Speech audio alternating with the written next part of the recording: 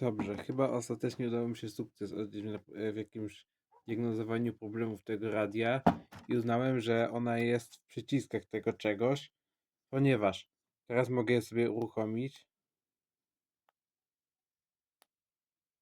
Proszę, ona zaczyna grać Možnosti náhle i prítomnej teraz, možnosti slobodne sa żeby je vyjadrovať. przyciszyć, Po to 10 ja ročiach neslobody, po mogę 10 tutaj użyć ročiach drutu. cenzúry a vytvárania zoznamov autorov, ktorí môžu vydávať a ktorí nemôžu vydávať.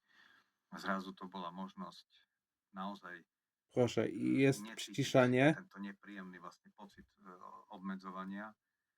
Ja sám som v tom čase poznal niekoľkých autorov, ktorí mali hotové rukopisy a nevedeli ich vydať, nemali ich kde vydať. Takže to bol možno taký prvotný impuls, že som si povedal, skúsim to vydávanie, hoci nemal som žiadnu praktickú skúsenosť. A teraz pogłaśnianie też tym drutem tutaj. Veľmi rád, som o nich veľmi veľa vedel.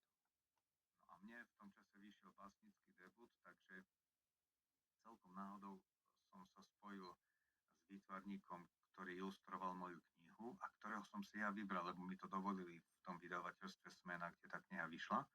On bol v tom čase na vojne, na základnej vojenskej službe a povedal som mu, čo mám v pláne a on súhlasil. A tak volal sa Peter Grísa a on bol vlastne veľmi dôležitý v tom prvom 10-ročí, keď sa vydavateľstvo rozbiehalo, pretože mal na starosti knižnú úpravu a výber ilustrátorov. Ja som mal na starosti tie texty.